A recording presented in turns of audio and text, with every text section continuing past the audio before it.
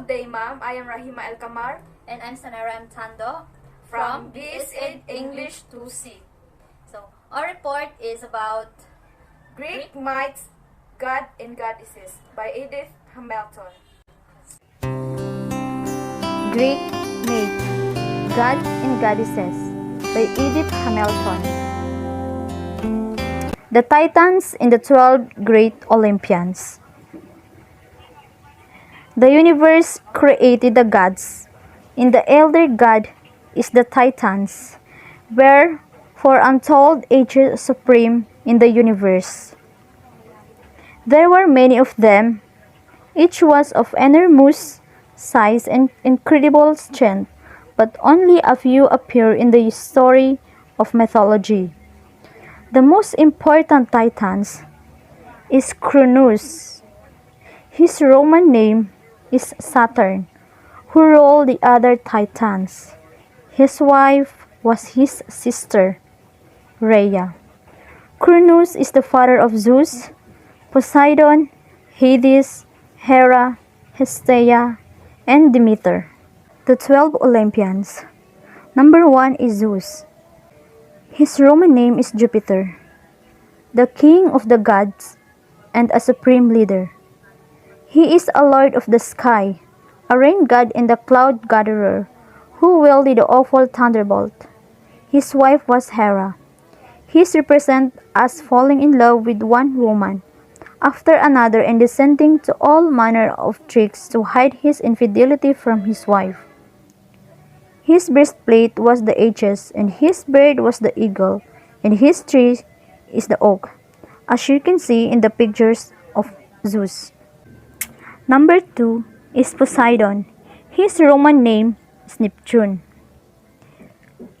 He is the god of the sea and Zeus' brother and second only to him in eminence.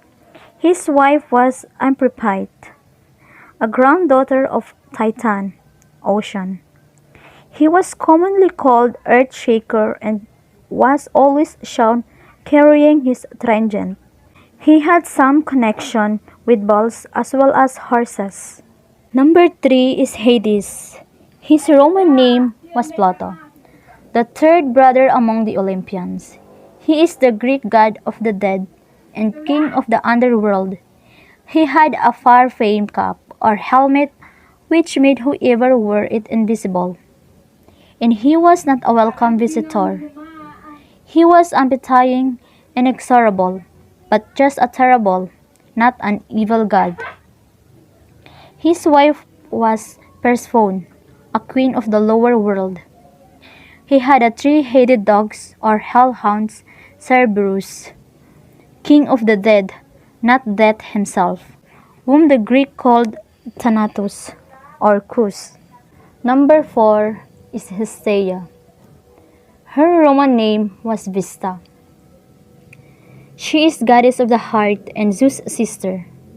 As you can see the picture, she one of the virgin or maiden goddess. She has no distinct personality and she plays no part in the myth.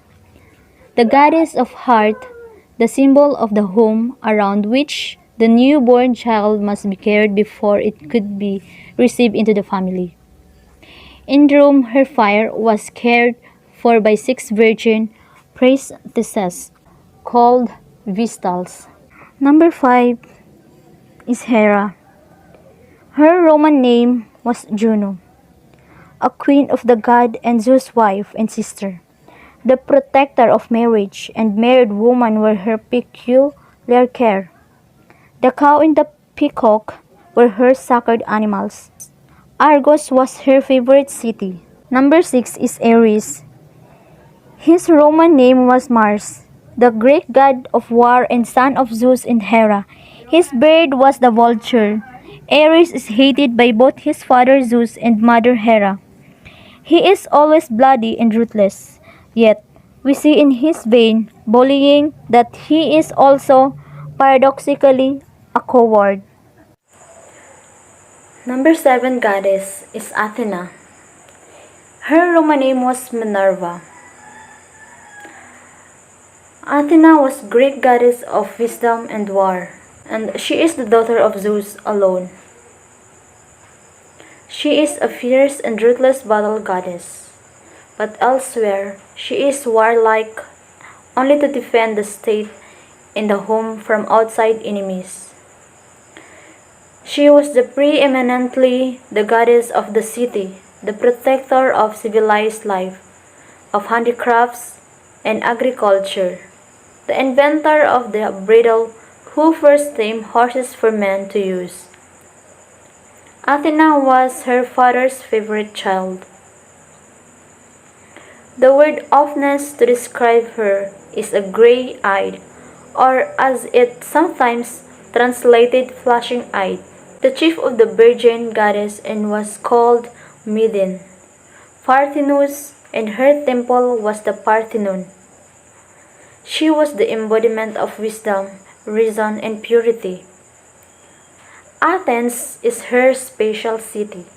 The olive created by her was her tree, the all her bird. There is the symbols of Athena: olive trees, snakes, H's, armor, helmets, spears, gorgonion. Number 8 goddess is Phoebus Apollo, the Greek god of the sun, light, music, and prophecy. Apollo was son of Zeus in Latona, born in the little island of Delos. He has been called the most Greek of all gods, the master musician who delights Olympus as he plays on his golden lyre, the lord too of the silver bow, the archer god, far shooting, the healer. Apollo was the god of light and truth. Phoebus means is brilliant or shining. The laurel was his tree. Many creatures were sacred to him, like chief among them are the dolphins and the crow, and the Aphrodite. Her Roman name was Venus. She is the Greek goddess of love, beauty, eternal youth, and the daughter of Zeus and Dion. She is a beautiful golden goddess, and she was the wife of Hephaestus. Aphrodite, the myrtle was her tree, the dove her bird, as you can see, sometimes to the sparrow and the swan. Number 10 goddess is Hermes. Roman name was Mercury, a Greek god of thread, eloquence, and messenger of the god. Hermes is the son of Zeus and Maia, a daughter of the Titans, Atlas. He was graceful and swift of motion. He had a winged sandals, as you can see in the picture, winged low crowned hat, and winged magic wand, the Caduceus. Number 11 goddess is Artemis. Her Roman name was Diana. She is the Greek goddess of the hunt, forest, and hills, the moon, archery. Artemis is Apollo's twin sister and a daughter of Zeus in Leto, one of the 3 maiden goddesses of Olympus, and Artemis was the lady of wild things, huntsman and chief to the gods, an odd office for a woman, the protectress of the youth. As Phoebus was the sun, she was the moon, called Phoebe, and Selene, which is Luna. And the cypress was sacred to her, and all wild animals, but especially the deer. The last of the 12 Olympus is Hephaestus. He is the god of fire, and his Roman name was Vulcan, the son of Hera alone, the lame and ugly god of the forge. He is a highly honored in Olympus, the workman of the immortals. He was kindly peace-loving god, popular on earth as in heaven. Okay, the next reporter is Rahima Al-Kamar. The continuation of my report.